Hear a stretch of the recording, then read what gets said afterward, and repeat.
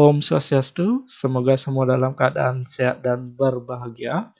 Kembali berjumpa dengan saya, Nyoman Sutarjana. Kali ini dalam Cergam, Cerita Agama, saya akan mengaitkan peristiwa sehari-hari dengan ajaran agama Hindu. Kali ini saya akan bercerita tentang Upawasa. Upawasa merupakan salah satu ajaran agama Hindu. Kalau dalam catur marga, Upawasa ini tergolong dalam Raja Marga karena menganjurkan kita untuk mampu mengendalikan diri.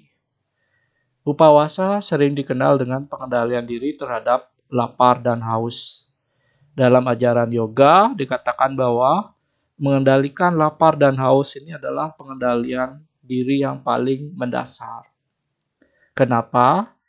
Karena ketika lapar dan haus, sering sekali kita mudah marah, mudah emosi, sehingga dalam yoga kita hendaknya mampu melakukan latihan untuk mengendalikan lapar dan haus ini, yang tentunya nanti supaya kita mampu mengendalikan emosi dan pikiran kita.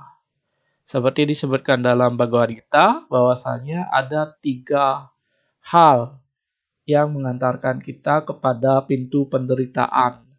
Itu adalah kama, kroda, dan loba. Kama keinginan, kroda itu amarah, dan loba atau kerakusan. Nah, dengan mengendalikan lapar dan haus ini, kita berusaha untuk mengendalikan kama, kroda, dan loba supaya tidak mengantarkan kita kepada penderitaan. Nah, pengertian upawasa ternyata tidak hanya sekedar mengendalikan lapar dan haus. Dari pengertiannya, upawasa itu dari kata upa. Upa artinya dekat dan wasa artinya Tuhan. Upawasa ini adalah salah satu upaya kita supaya dekat dengan Tuhan.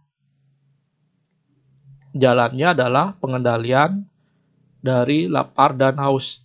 Dari wak. Wak itu artinya mulut. Kenapa mulut?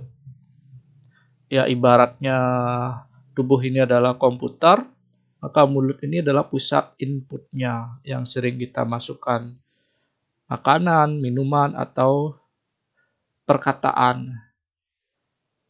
Dalam Pancamaya Kose dikatakan ada 5 lapisan yang membentuk pikiran kita.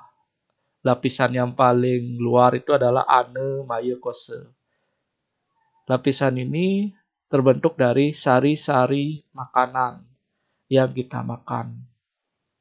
Apa yang kita makan akan mempengaruhi pikiran kita atau karakter kita.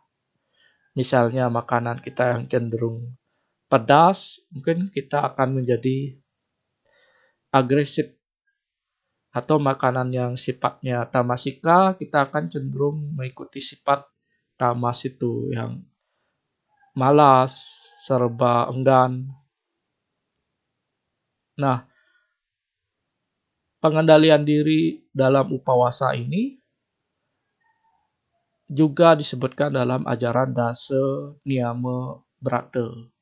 Bahwasanya upawasa ini tidak hanya mengendalikan lapar dan haus, tapi mampu mengendalikan diri dari pengaruh indriawi kita.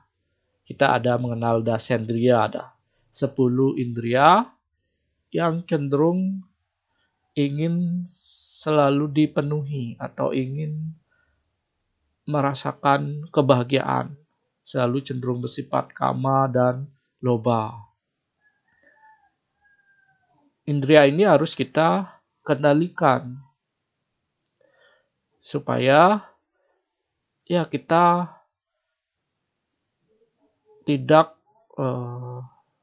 terbawa arus oleh indria kita.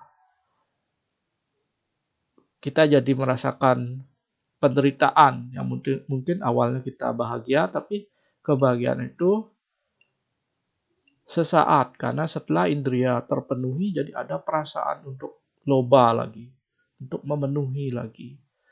Demikian seterusnya sehingga kita menjadi menderita. Nah, dalam upawasa ini kita jadi sadar bahwa kebahagiaan yang bersumber dari luar, dari terpenuhinya kebutuhan indria, itu adalah kebahagiaan yang sesaat. Namun, setelahnya kita akan menderita. Nah, justru kebahagiaan itu bisa kita lakukan dengan mengendalikan indria. Ketika kita mampu mengendalikan indria, maka kita akan merasa menang atas indria. Karena kita menang, kita jadi merasa bahagia itu bersumber dari dalam diri kita. Sehingga ada baiknya latihan upawasa ini kita jalankan setiap hari sesuai dengan kemampuan kita.